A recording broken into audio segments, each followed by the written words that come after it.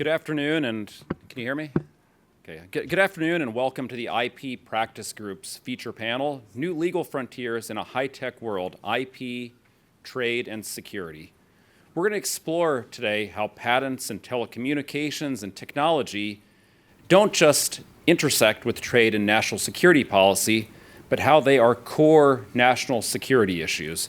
My name is Brian Pandya. I'm the chair of the Federalist Society's IP Practice Group. To guide us on our discussion today, it is my distinct pleasure to introduce my good friend and longtime colleague on the IP Practice Group, Judge Ryan T. Holte. Judge Holte is an inventor, lawyer, and law professor. He was sworn in as a judge on the United States Court of Federal Claims in July 2019. Hard to believe it's been 6 years, Judge, and concurrently serves as the jurist in residence at the University of Akron School of Law. Prior to joining the bench, Judge Holte served for 6 years as general counsel and partner of an electrical engineering firm and is a named inventor of multiple patents related to systems and methods for countering satellite-navigated munitions, very apropos of our national security theme today. He also served in his free time as a professor of law at the University of Akron and at Southern Illinois University. Judge Holte, podium is yours. Thank you very much, Brian, and thank you, everyone, for coming out today, and thank you especially to the people who are online, and I promised my class that I would give them a shout-out, so shout-out to the Akron Law Intellectual Property Practicum class. It's my pleasure today to introduce three excellent friends and excellent leaders when it comes to intellectual property and national security. The title of our panel is New Legal Frontiers in a High-Tech World, IP, Trade, and Security. And the panel consists, and I'll do brief introductions at the start and then longer introductions in order from my left, your right. The Honorable John Squires, the Director of the United States Patent and Trademark Office. The Honorable F. Scott Kieff, Professor of Law at George Washington University School of Law and former Commissioner on the ITC. And Scott Delacourt, the current Chief of Staff at the Federal Communications Commission. What we'll do is chat about and explore the ways that the fast-paced changes in technological innovation and intellectual property dynamically interact with legal systems, international trade, and international security. Given the role of international corporate deals and corporate conglomerates' bilateral and multilateral treaties, as well as efforts to hinder foreign tribunal determinations using anti-suit injunctions or enforce international royalty rates relating to technological standards, this panel will also contemplate how professionals in law and business are rapidly adapting to the changes. Each speaker will speak on opening remarks for roughly 5 to 7 minutes, and then we'll have 30 minutes of responses and directed questions that I have pre-prepared, as well as at least 10 or 15 minutes for questions from the audience. Moving on to our first speaker, the Honorable John Squires is the current Director of the United States Patent and Trademark Office. In that role, he serves as the Undersecretary of Commerce for Intellectual Property and the 60th Director of the office, leading a $50 billion agency that safeguards American innovation while serving as a principal advisor to the President on intellectual property issues vital to America's economic and national security interests. You may go ahead with your opening remarks, Director Squires. Thank you, Judge Holte. Welcome to the panel. When people speak of intellectual property, too often it sounds abstract, but at its core, IP represents a simple trade. When you invest brain power and capital and invent something new and then share that invention with the public, the law grants you a limited, time-limited, enforceable right to exclude others from copying it.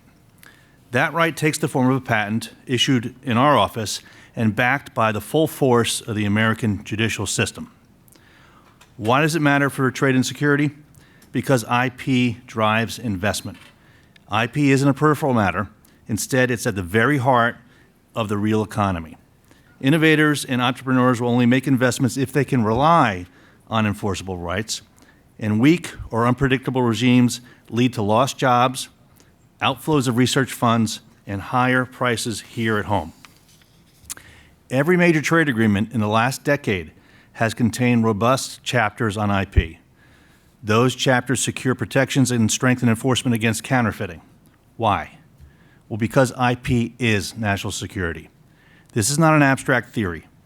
In the wake of the 9/11, Congress authorized the USPTO to expedite inventions critical to counterterrorism and under the USA Patriot Act. Working with the Treasury, FBI, and the intelligence community, my clients at Goldman Sachs filed dozens of real-time patents to detect terrorist financing and suspicious transactions. Those patents became operational tools and formed the foundation of a business that our innovators created and went out and enforced, and built systems and methods and technology to thwart terrorist financing. These patents earned a FBI Director's Award for their contributions. The lesson was clear. Intangible rights can be as decisive as missiles in preserving security. Broad subject matter eligibility, what gets you into the door of the Patent Office, firmly grounded in Patent Act and Supreme Court precedent, ensured that advances in algorithms, data analytics, and finance could be brought forward swiftly and to combat terroristic threats. So let me say a word about the USPTO, Commerce, and AI. I'll situate the USPTO with its parent agency, the Department of Commerce. As I've said in the past, the USPTO is the Department of Commerce's central bank of innovation. Commerce is our mothership, and it does so much more than IP to facilitate innovation. From semiconductors to nuclear energy to, most urgently, artificial intelligence, Commerce is harnessing every tool in its toolbox. Trade enforcement under Section 301, export controls through BIS, standard setting at NIST, and of course, IP policy at the USPTO. That is why, just this summer, Secretary Lutnick directed the transformation of the U.S. AI Safety Institute into the Center for AI Standards and Innovation, CASI. That renaming is more than cosmetic. It marks a deliberate shift from regulating AI as a risk to proactively evaluating the security, performance, and national security implications of frontier systems. CASI's mandate now spans rigorous testing of both U.S. and adversary AI models, analysis of geopolitical AI competition, and the development of voluntary sector-specific guidelines in partnership with NIST, DoD, DHS, and the intelligence community. This is best demonstrated by CASI's evaluation of DeepSeek. Just last month, CASI released a technical report comparing 3 DeepSeek models to leading U.S. systems. The report found that, while DeepSeek has improved, U.S. models still lead on performance, security, and cost efficiency. These findings inform our broader policy. They illustrate the need for public-private collaboration to ensure dominance of the U.S. in AI across all domains. As we champion U.S. innovation, we must also guard against exploitation of our patent system by malign actors. Opaque investment structures have enabled foreign state-backed entities to file or finance inter-parties reviews, to manipulate standard-setting bodies, and to infiltrate our supply chains. I recently took 2 actions through the Patent Trial and Appeal Board, the PTAB as we call it, to address one of these vulnerabilities. First, I designated a case called Shark Ninja.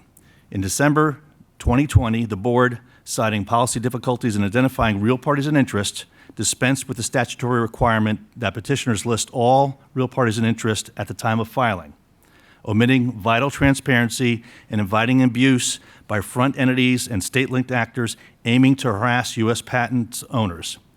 In September 2025, 1 week into the job, I designated that as precedent. Secondly, I designated Corning Optical Communications. Around the same time, I returned the board to its pre-2020 practice.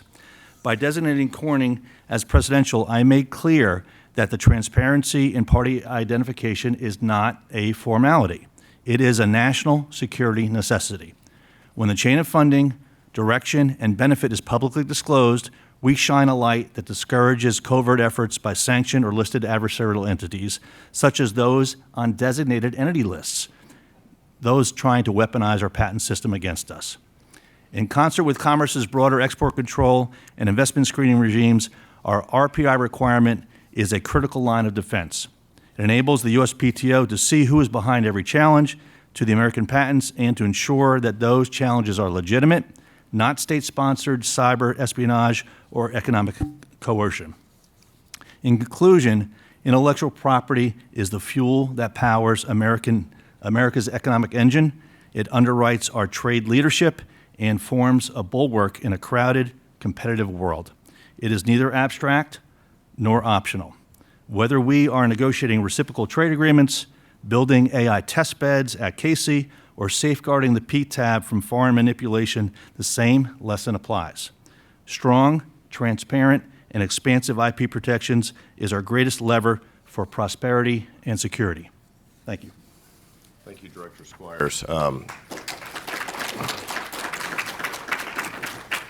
And we're definitely going to be following up on some of the early actions you've taken at the Patent Office when we come back for questions. So look forward to that in a couple minutes. Moving on down the panel, though, for our opening remarks, we will turn to Professor and Honorable F. Scott Kieff, law professor, the Stevenson Bernard Professor of Law at George Washington University School of Law, and previously Commissioner of the U.S. International Trade Commission and part-time member of the senior leadership of our defense intelligence community.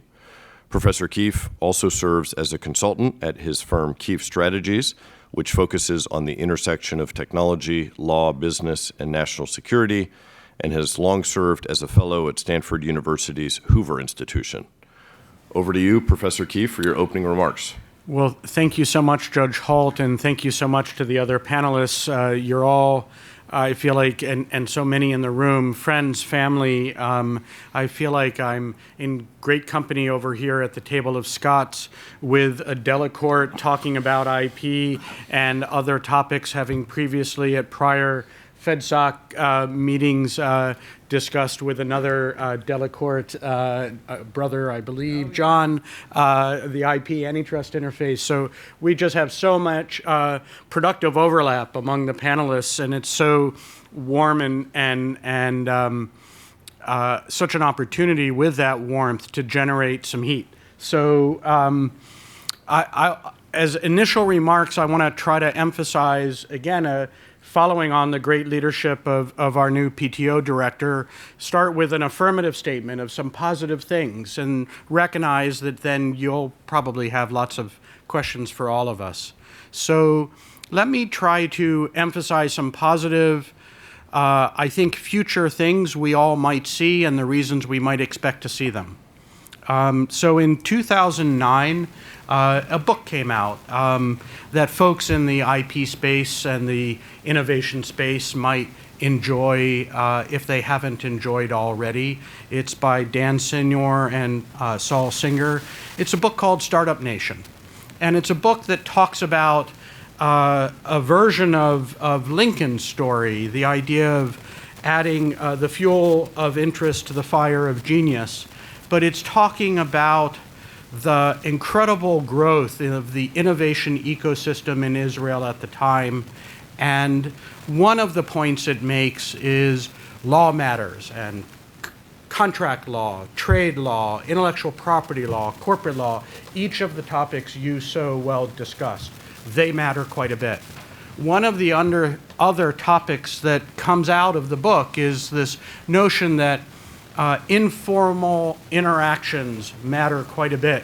Trust matters within the business units that are in fact part of that startup energy, that fuel, that flame, that fire. And then one of the other core topics is necessity, of course. So we all know that beginning in, well, I should say, with renewed heat in February of 2022, Ukraine sure felt that necessity. We all know that in October of 2023, Israel sure felt that necessity. And we all know that while those two hot kinetic conflicts were getting even more heated, in in between those two locations, Turkey in the middle saw lots of opportunity as a NATO member and as a provider of interesting technologies that played out in some of these conflicts. So here's an optimistic prediction.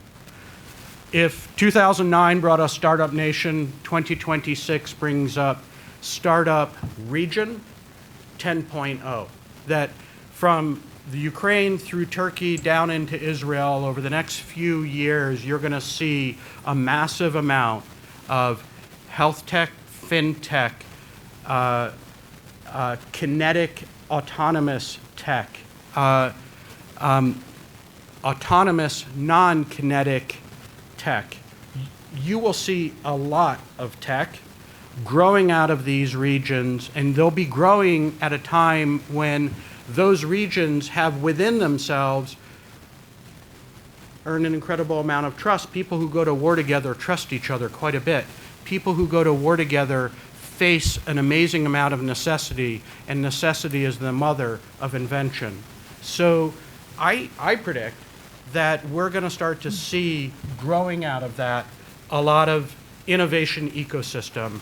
And the laws, the rules, the norms, the enforcement characteristics of international trade, of IP, of corporate, they're going to foster that growth. And some of the decreases in global risk, like we've now learned, the Iranian regime did not strike back with some terrible weapon. Maybe they would have or could have or should have, but they didn't, and maybe that means that degree for a short amount of time is at least a category of risk off the table. Markets love it when large categories of risk go off the table.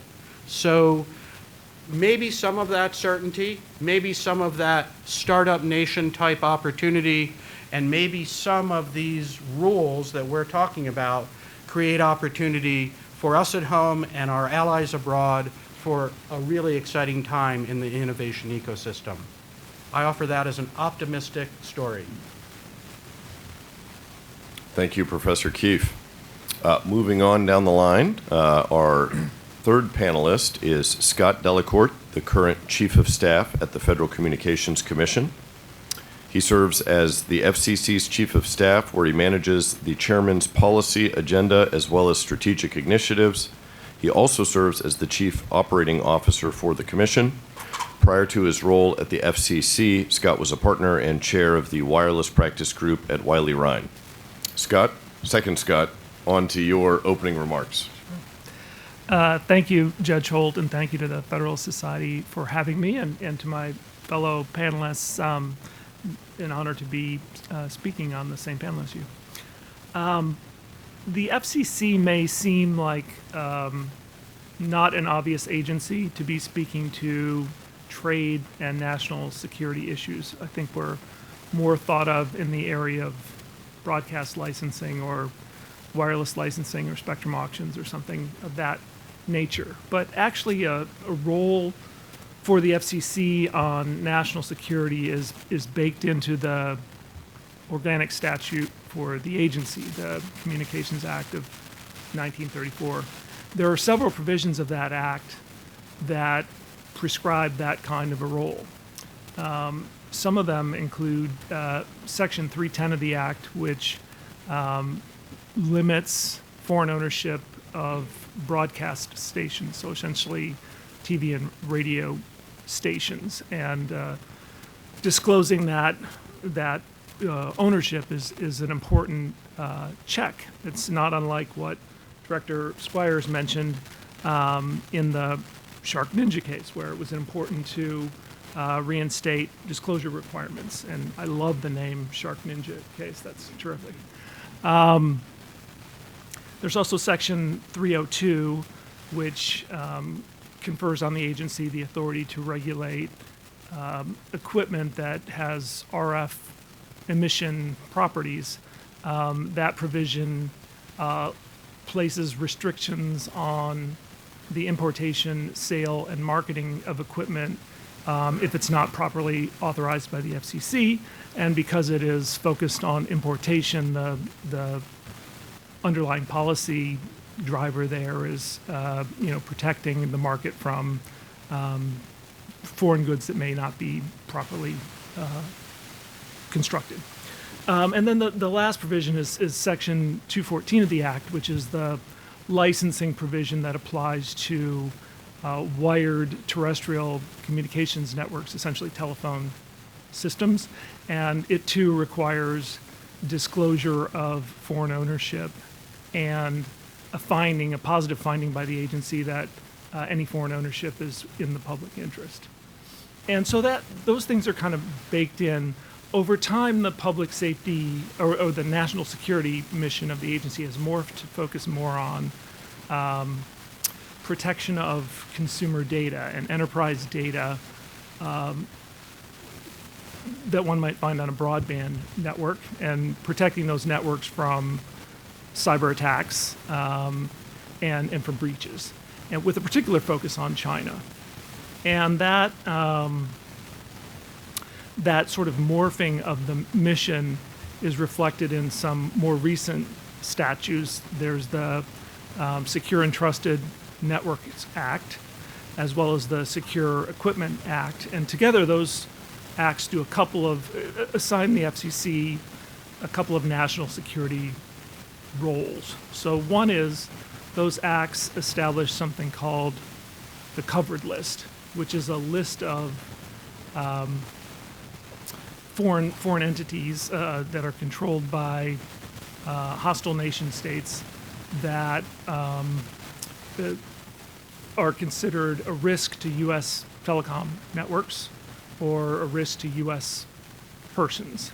And for that reason, equipment that is manufactured by entities on the covered list is subject to certain restrictions. That equipment is called covered equipment, and it's limited in its access to U.S. markets. In fact, the original restriction was that the federal government can't buy that equipment, and nor can federal subsidy monies be used to buy that equipment. But the restriction was extended such that equipment is even eligible to be certified for importation or sale in the U.S. The other thing those statutes did is establish the RIP and Replace program, which is a subsidy program that provides for rural and small telecom firms to remove unsecure equipment from their networks and then to be compensated to replace it with equipment from trusted sources. So to administer essentially these new functions, the chairman of the FCC, Chairman Carr, set up a National Security Council, and the idea was the expertise to discharge the FCC's national security mission is kind of sprinkled throughout the agency. It's to put all the relevant experts together in one place. And so we do that now, and the National Security Council is charged with undertaking a number of national security initiatives. Those include tightening down the restrictions on covered equipment. So a couple of things that have been done is that in addition to covered list entities not being able to certify new equipment, previously authorized equipment in some instances can be pulled from shelves if certain requirements are met. And there are also restrictions on modular receivers. This was essentially to close a loophole. If you have a piece of radio equipment, it's not sufficient that it be restricted from the U.S. market if it's manufactured by a Chinese-affiliated entity, but also if key components of that equipment come from China, sort of the guts of the radio transmitter itself, then it can be restricted. There's also an initiative to restrict labs, the so-called bad labs order.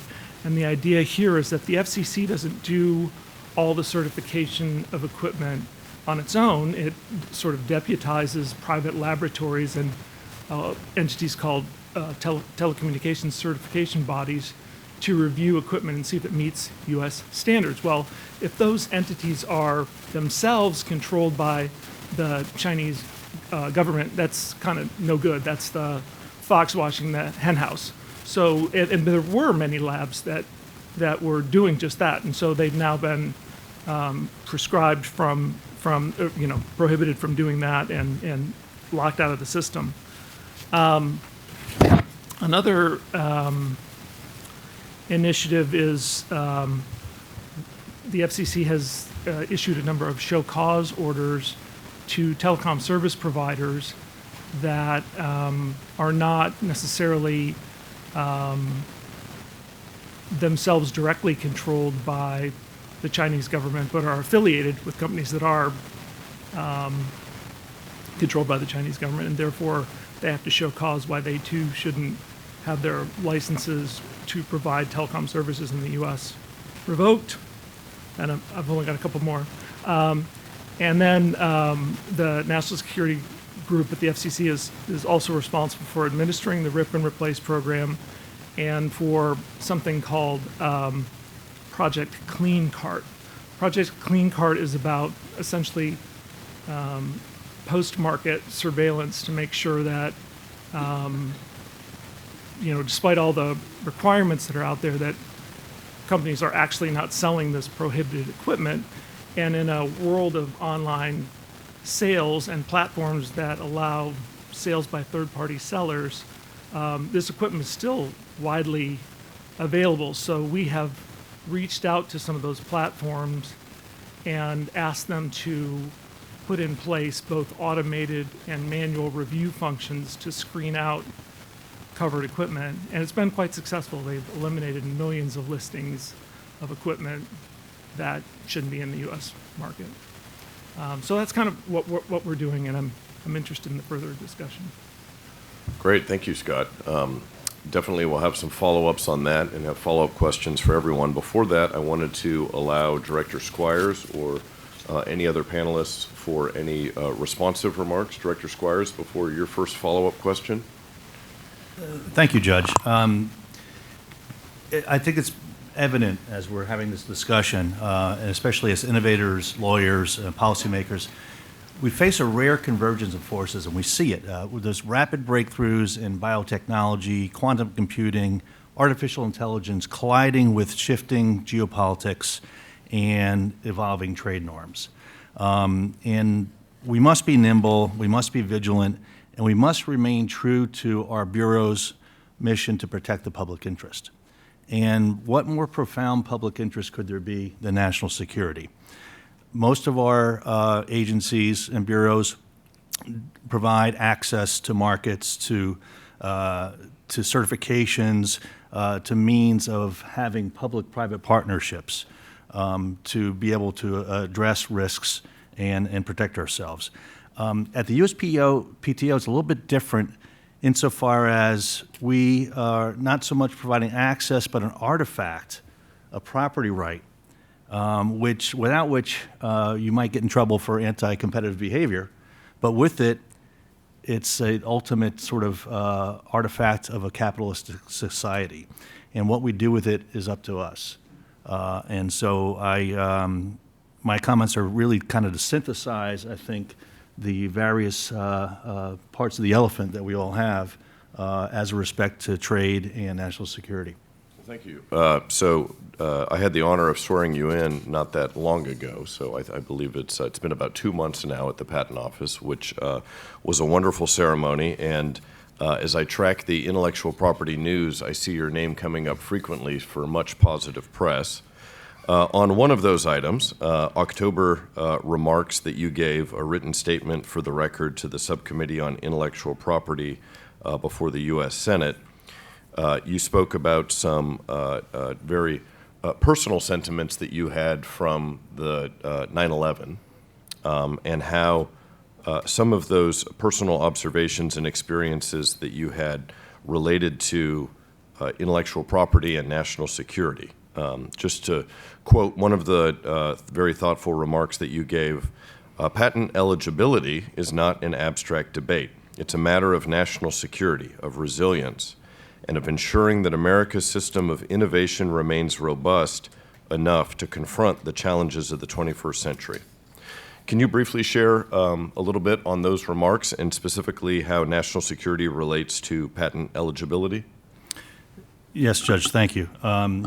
Again, the thematic is IP is not an abstract or academic concept.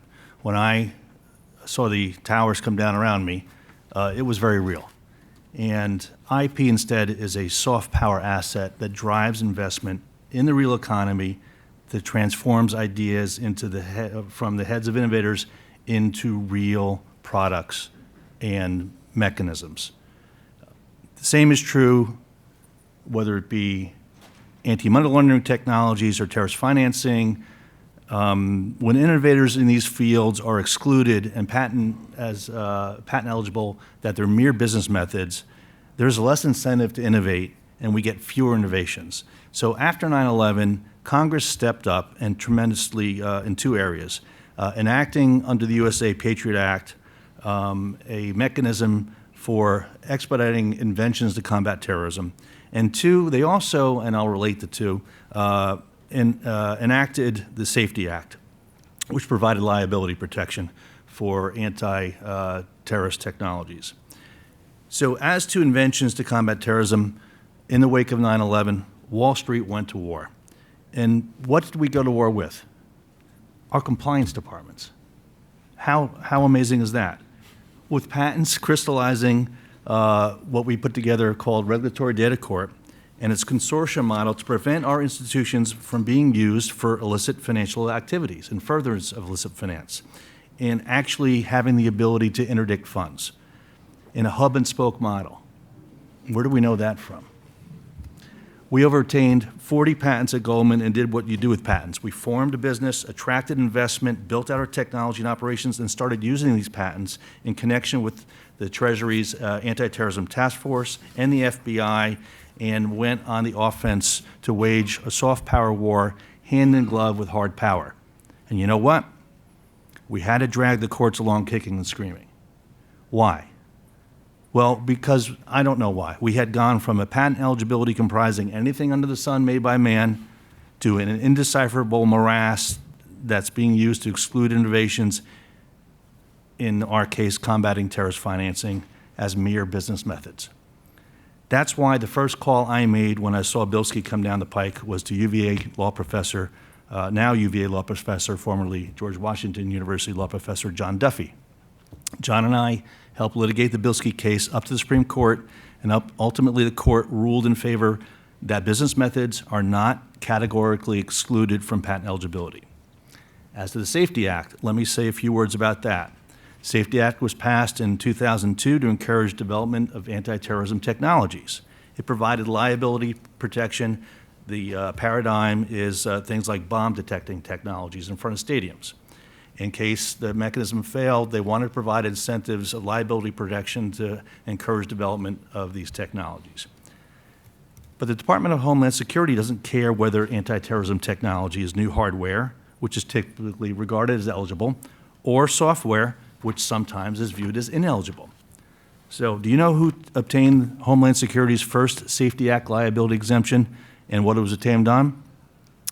A startup who invented parallel digital asset payment rails to improve the safety, soundness, and security of the global financial system. Do you know who got it? Me. Do you know when? Last year.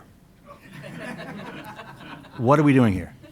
I mean, how can we as a country, a nation unlike any other, with innovation enshrined in our Constitution, allow a nonsensical debate over abstract versus what's applied to overtake our national security imperative? I've been waiting for someone and waiting to explain it to me. You know what? They can't. Do you know why? Because it's not explainable. It's illogical. You can't tell me that a worldwide computer-based system that thwarts terrorist attacks because sponsors can't fund activities is an abstract idea. It's not. It's saving lives. And you can't tell me that a patent on a system which is every incentive to get into the market, to get it built, to get it funded, to get it into reality, is an abstract idea. Well, you can tell me, but I won't listen, because we know it's wrong. It's time to stop the insanity. Thank you, Director Squires. Professor Kieff, wanted to allow you any response to some of the comments that have already been made? Well, just really to echo and support what my colleagues have been saying, I think we're all, as Director Squires put it, we're all contacting different parts of the same elephant, and I think we're all reinforcing the same ideas, and so you know, for folks who like vivid examples about otherwise quite abstract theoretical debates, why is it that in the patent system we would, for example, find the occasion that I stand in front of a freight train, it comes into contact with me and does great damage, and we want to patent the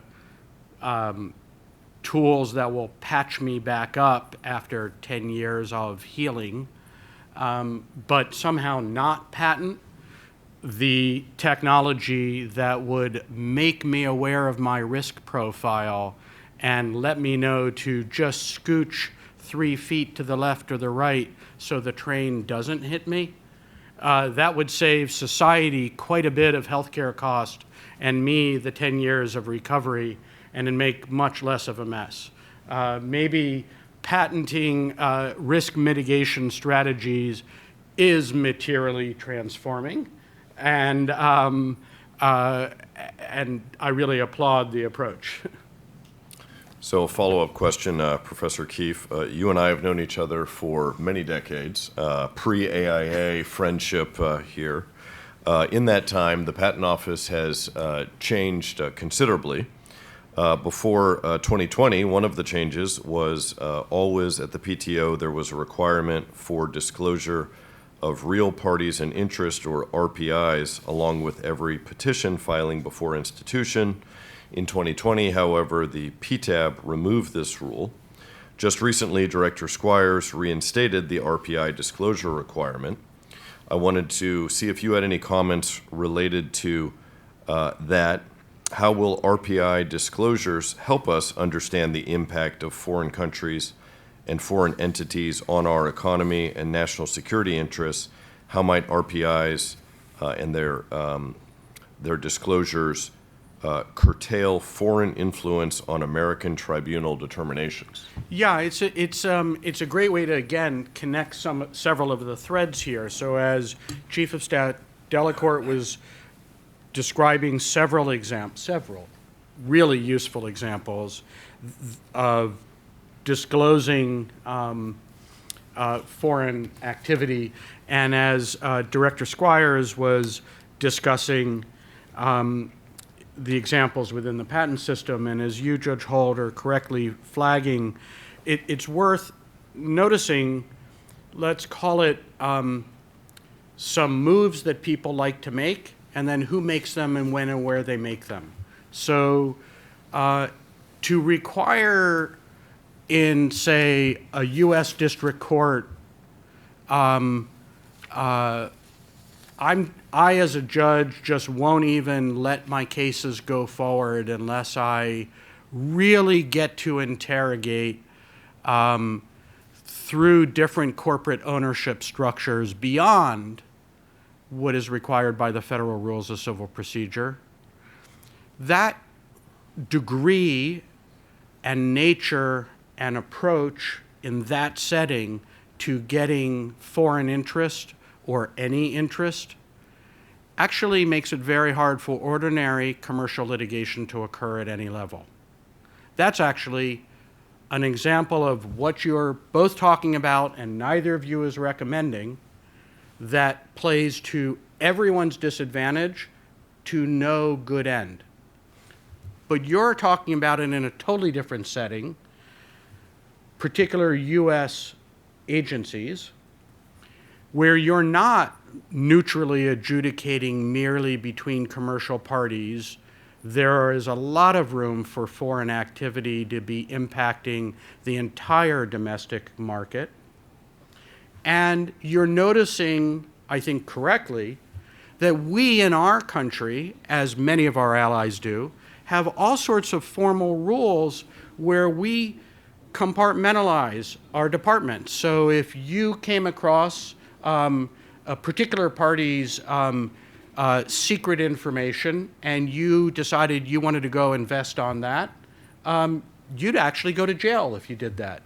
And if you called your friends to do it, they'd go to jail too. And we enforce those rules in the United States.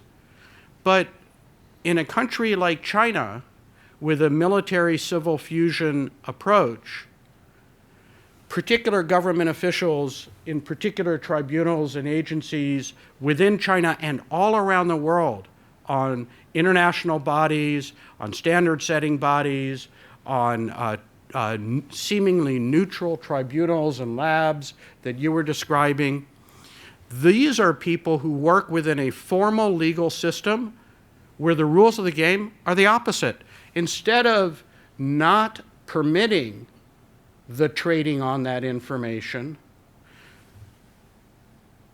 there's actual coercive physical punishment if they don't transmit that information to the central Chinese government, to transmit it back out to commercial players and military players within the Chinese system. And so the rules of their system are working totally in the opposite direction to their advantage. That's fine, they get to pick their rules. But we also get to pick our rules, and you're picking wisely a much better rule set for us that works with the acknowledgement that they're picking a very different rule set. So kudos to both of you for doing what you're doing, because you're not applying like a cudgel to all commercial disputes something that actually stops property rights from getting enforced. You're providing targeted, reason-based, evidence-based strategies that play to good effect. So I think it's great. Thank you, Professor Kieff. I'll move on to Chief of Staff Delacourt next. We just wanted to announce for our audience, if you do have any questions, I'll open things up to the audience to early start questions. Just stand up in the back and we'll have a microphone available for you. But before that, Chief of Staff Delacourt wanted to allow you any minutes to respond to any of the comments that have already been made before a question. Sure, I'll just be brief and say I agree with what co-panelists have been saying, and particularly find insightful what Director Squires had to say about Wall Street having gone to war with compliance departments. I hadn't thought of it that way, but that's kind of what the FCC has done, is recognized from a national security perspective that having insecure gear in U.S. telecom networks is a significant threat, and using our powers in a way that can address that threat. I think it's insightful, your comments about your patent experience and how long it took to get that patent. I think we, in the normal course, our regulatory processes are quite, they're bound by the APA, they notice and comment, the Federal Register publication. It all takes a very long time, and I think we would all do well to be mindful of the fact that when we're talking about national security, those processes should move more quickly. So one follow-up question, Scott, I guess can you explain or share any insight into how the FCC ensures our communication networks are always adapting and modernizing to help protect American networks against cyber attacks? Sure. So, like in the the privacy area, the U.S. does not have a cybersecurity law of general applicability. Instead, We have a sort of, there is some sectoral regulation, there are guidance documents out there and best practices that different industries subscribe to. So what the FCC does on cybersecurity is to try and ensure that networks are well protected within that framework in which there are multiple regulators. So many FCC regulated companies are subject to, are publicly traded.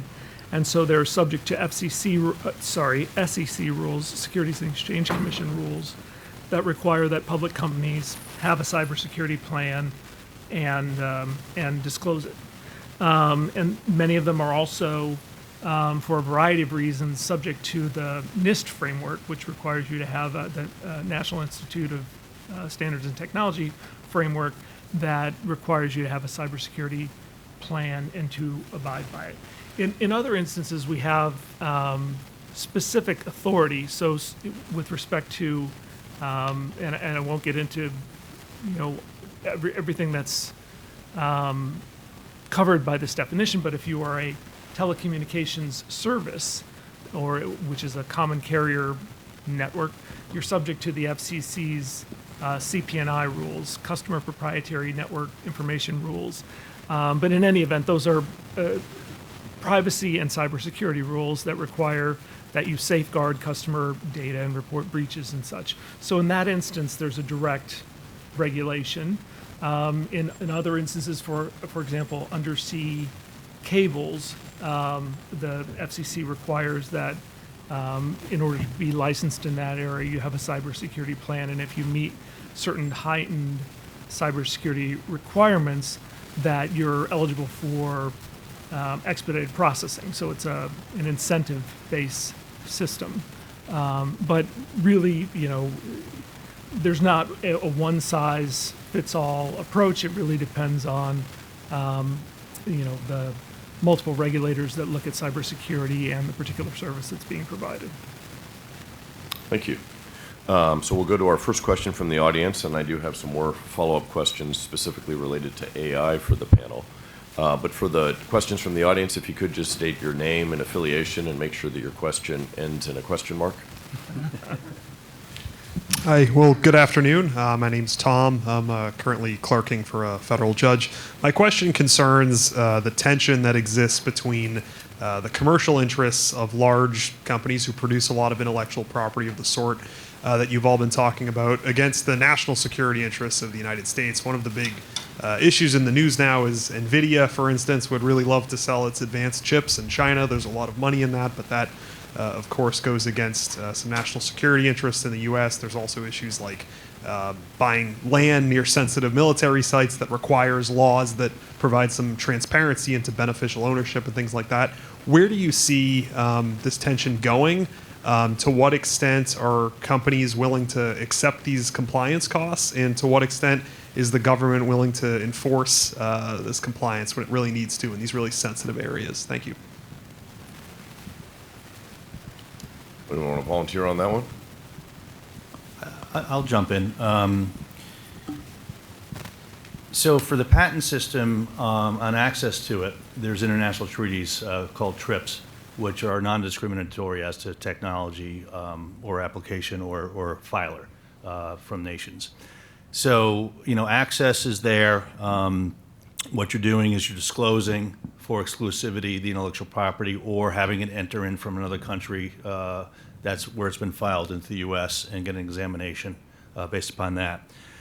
Depends on what you're doing with it. What we found with for example, the real party and interest issue, if you don't, without disclosures of real parties and interests, you have no ability to detect if a patent challenge, right, something taking the patent out of circulation, is being filed by a sanctioned or designated entity.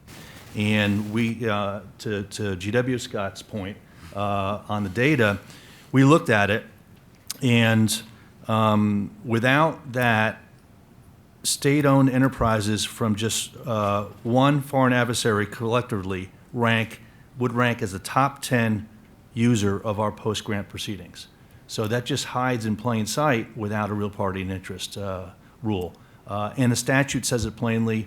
I'm not sure how it got unmoored from that, but we're bringing it back to what the statutory command says.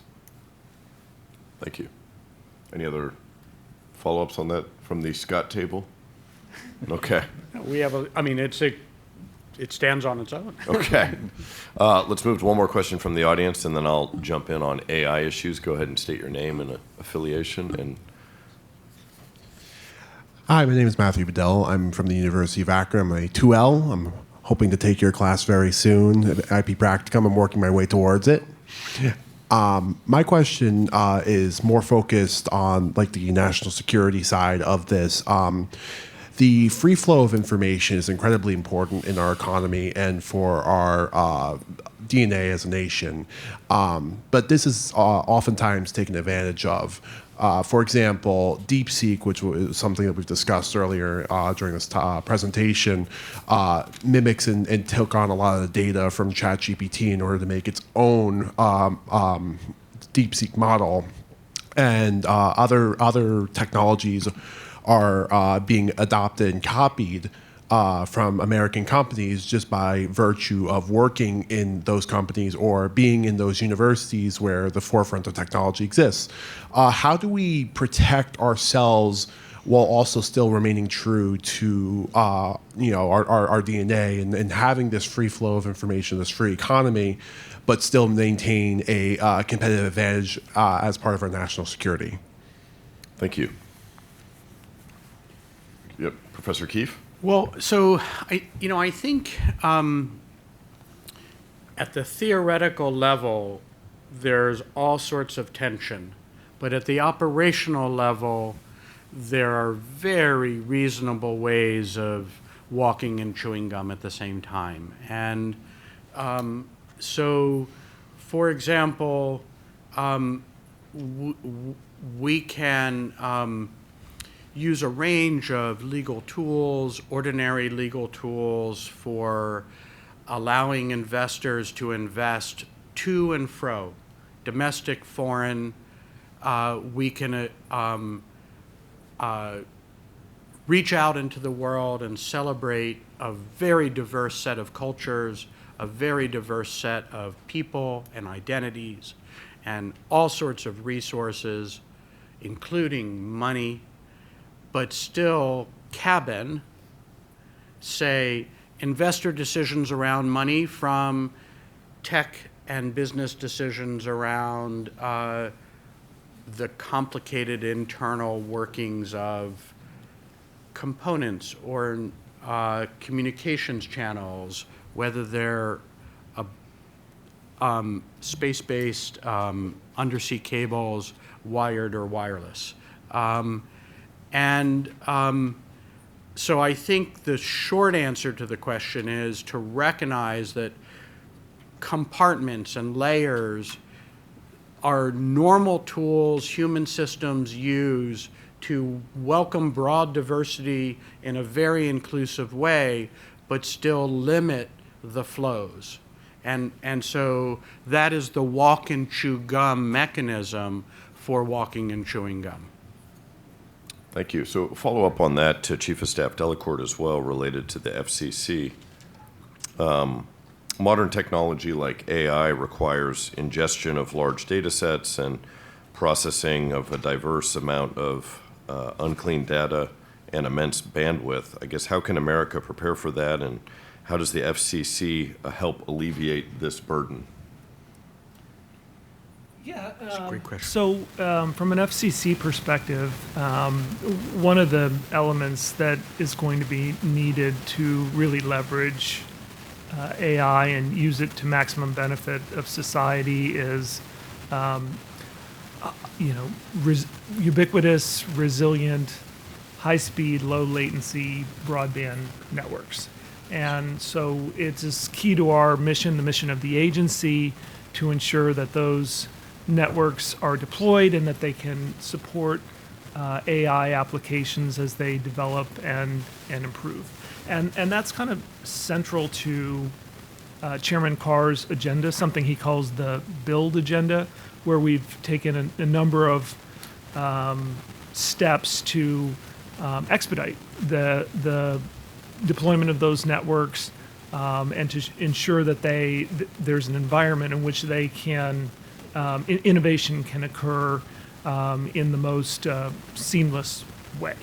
And so a few things that we've done is tried to make new radio spectrum available. We're targeting making some C-band spectrum available and have an auction plan for the next year from some returned spectrum. And the big beautiful bill calls for a pipeline of new spectrum to make those things possible. We also are pursuing copper retirement, which is sort of removing regulations that require telephone companies to maintain copper-wired networks that are sort of legacy networks and expensive to maintain, in favor of freeing up those resources to deploy IP networks that are needed to support AI. And then we're also pursuing permitting reform and infrastructure reform, which is taking steps to look at state and local permitting requirements that may slow down the deployment of broadband networks, and seeing what we can do to preempt or otherwise establish shot clocks or do the things that are necessary to allow infrastructure to be deployed more easily. And then the last thing we're doing is kind of keeping an eye on state regulation of AI, because there's always a concern that a patchwork of state regulation may be an impediment to innovation. And so that's something that both Congress and the FCC are looking at. Director Squires, a brief follow-up on that. The PTO just recently issued a memorandum emphasizing restraint in Section 101 rejection, stating, quote, categorically excluding AI innovations from patent protection in the United States jeopardizes America's leadership in this critical emerging technology. Can you share any notes on how the American patent system protects entrepreneurs and innovators using AI tools to create novel technologies? Yes, thank you. I think the best way to do it is give an example that we learned from the internet and the rise of everything going on to the internet and distributed computing to now everything being sort of diffused with AI. There's a well-known Federal Circuit case involving a patent that at its core described the familiar game of bingo, but using the computer. And that was deemed to be unpatentable because you're just kind of throwing a computer at it. Our view, however, is that there's a precedent called NFISH that in the Federal Circuit that improvements to computer technology or software themselves should be eligible for protection. Data structures, for example. So the patent issue in NFISH disclosed a novel self-referential database that stored data more efficiently. It did allow the computer to do what it does better and allow the retrieval of data more quickly than existing data structures. So the court there, in my view, rightfully recognized this as an improvement to computer technology, not just taking an idea and throwing a computer at it. So too with the improvements of AI.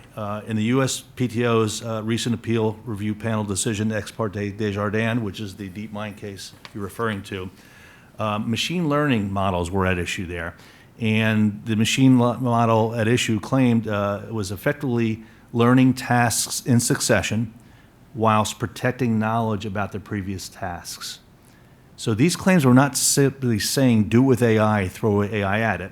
Instead, they disclosed a way to solve a purported problem with then existing AI technologies that catastrophically forgot how to do old tasks.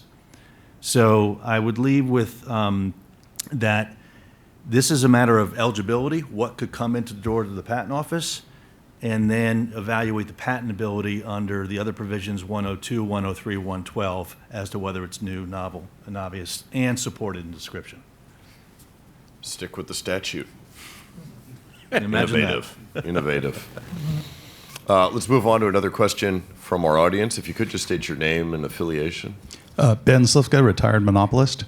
I wonder why, I can explain if you want. I wonder why we don't disallow China from of filing patents in America?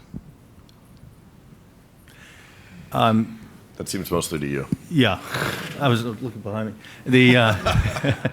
Under the TRIPS agreements, we have international trade agreements that prevent discrimination on filing from filing countries or applicants.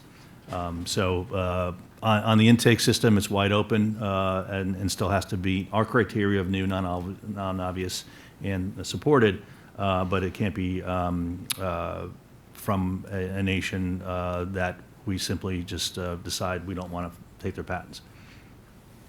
Yeah, and if I may, just remember one of the core functional reasons we have a patent system is not to reward inventors. We appreciate inventors. We do put their names on patents where we actually care a lot about that. In the United States, we have a bunch of substantive rules that make sure that the actual inventive humans are named on a patent. And humans are all over planet Earth, so that's great. We love humans and we love human inventive activity. But a central part of our patent system is about commercializing inventions after they've been made. And the predictable enforcement of a patent draws to itself the way a beacon in the dark draws to itself all of the various complementary users of that property right. The investors, the manufacturers, the marketers, the laborers, skilled and unskilled, and that coordination dance requires predictable enforcement around the property right to permit contracting and private ordering, and that is for all of our benefit regardless of who happens to own or who happens to be named on the patent. And we do that because that benefits all of us. So we're not merely doing it to reward a foreign inventor. We're doing it because it plays to our advantage and it doesn't hurt them at all. It is a true win-win. Professor Kieff, I guess one follow-up on that with drawing from your background in our defense intelligence community. I think there's a lot of questions about China, but are there any other foreign nations that can cause similar national security concerns that you can speak on? Yeah, sure. I mean, look, we unfortunately face a challenging world, and I think we do have to be worried about at least Russia, China, Iran, and North Korea. But that, first of all, is not about human beings who live in those places or human beings who have names or other ethnic identity characteristics that affiliate them with those places.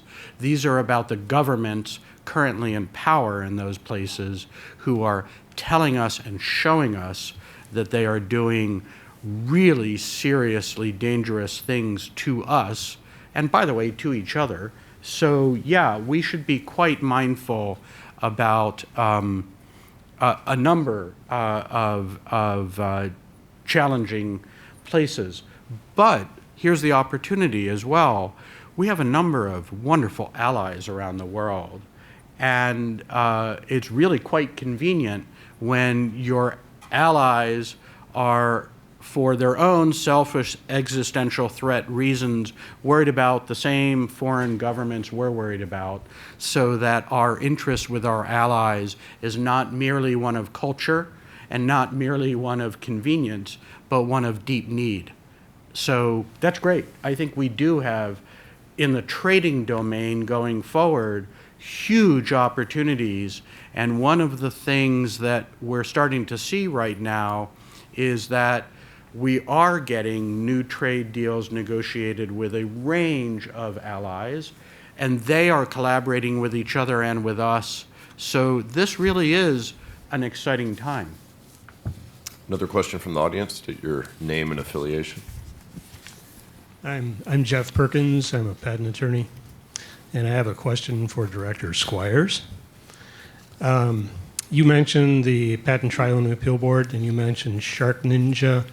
with possible identity of the real party in interest. I call the PTAB the Patent Death Squad. What other reforms do you propose for the PTAB? Well, I've heard that term before. The overall reforms that we're contemplating and looking at making are consistent with the charge that we have under AIA. And under AIA, we've been given a certain amount of tools to fix errors, have the agency retake jurisdiction where there's an error, and we can show it. It's become something else in concert at times with litigation strategies. But the main goal, if you think about the agency, it's ex parte in application, it's inter partes in reviewing whether the mistake's been made and remedy for that. It's not adversarial contested litigation. So reforms that we're contemplating are designed to align with what remedies are and should be available from a court of law, and what remedies we can deliver in fixing mistakes that have been made. At the end of the day, if we can get it right up front and prove quality, if the three most important words in real estate are location, location, location, three most important words and what we're going to be doing is quality, quality, quality. We fix it, we get it right in the front end, the back end pressures get relieved. Any specific comments on the recent denial of 13 IPRs from the Patent Office with summary notice? Other than we retook jurisdiction back to the director's chair as the explicit language of the statute says. Follow the statute. Follow statute. An amazing idea. And they were just summary denials because they were ready in the process. There's going to be grants coming as well. Our view was we shouldn't batch them all up and do denials and referrals in the same batch. People should know where they stand in their litigations. And so it just happened to be that as we invoked this statutory reading the statute mechanism, those were ready to go. Thank you. So I'll have one more question from the audience, I think, and then we'll allow for closing comments beginning at the Scott table all the way down at the end. Last question, if you could state your name and affiliation. Yeah, Jeffrey Depp, Committee for Justice.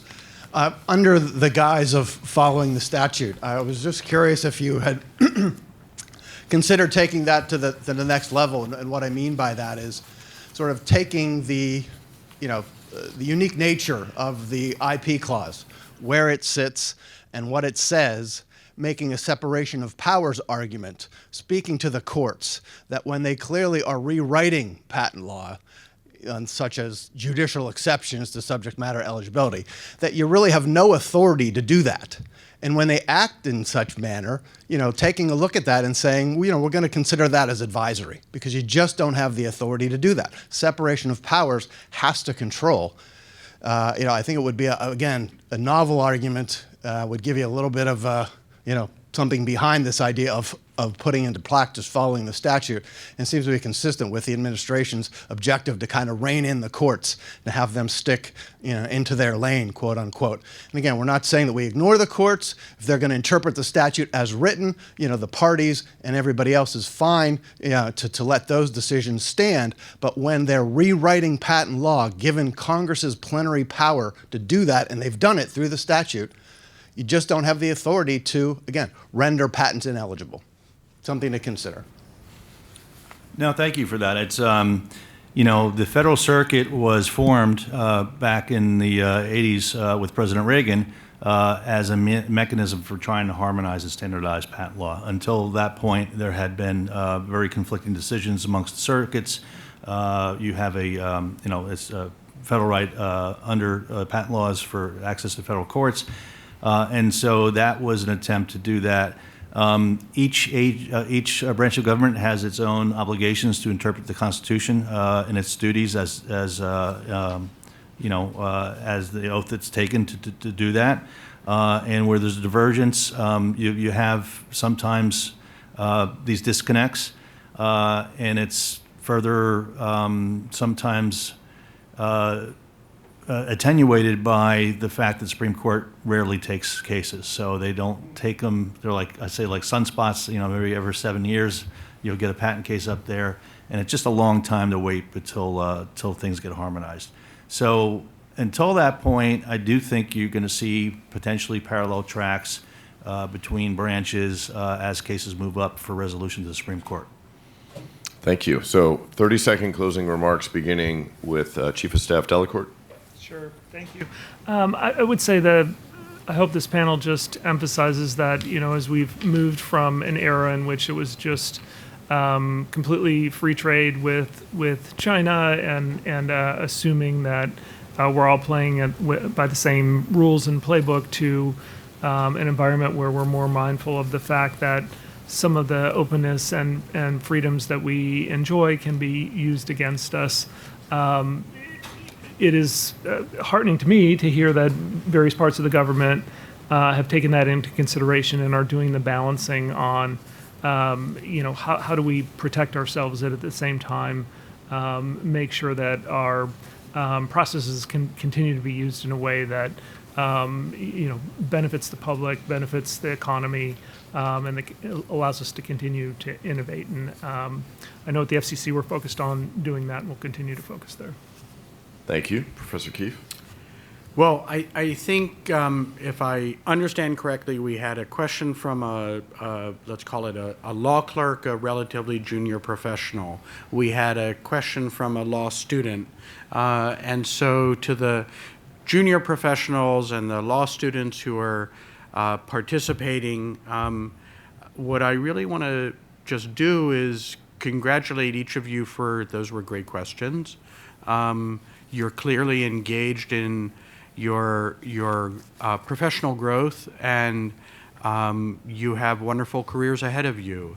And to Judge Holte, as not only a great judge and a great moderator, he is for you a great example of someone who was a student at a time when Federalist Society events came to campus, and he, just like you, asked questions, and just like you, made his way out into a career and ended up really doing not only a range of good work, but enjoying a great success. So I hope that you see in that example your own futures, each of you, and that you continue to engage. Kettering, a great innovator, famous in the patent system, once said, he's really focused on innovation because he's focused on tomorrow. Why is he focused on tomorrow? Why is he focused on the future? Because that's where he plans to spend the rest of his life. And so we put our lives in your hands as your professions grow. You have a great opportunity and a great example, and we wish you all success. Well, thank you, Professor Kieff. It's a tough one to beat, Director Squires. You get the last word. The gauntlet's thrown. Well, I think it's been a delightful panel discussion and questions, and I appreciate the Federalist Society, the opportunity to come here and have this dialogue. I think it's very productive and very timely. We are best positioned when in terms of intellectual property and whatever kind of incarnation that takes to view it as the rights economy, and the extent we can map that and tether that to the real economy, the better we all are, because then we get to see cause and effect. We get to see the results of the next big idea and what effect that has, ripple effect it may have in the marketplace. So to that end, I'll sum it up with, and I know I'm going to date myself, but with a panel cartoon from Pogo that you may remember back in the day, that we are confronted by insurmountable opportunities. Well, thank you. On that note, thank you to our panelists, and let's give them all a round of applause.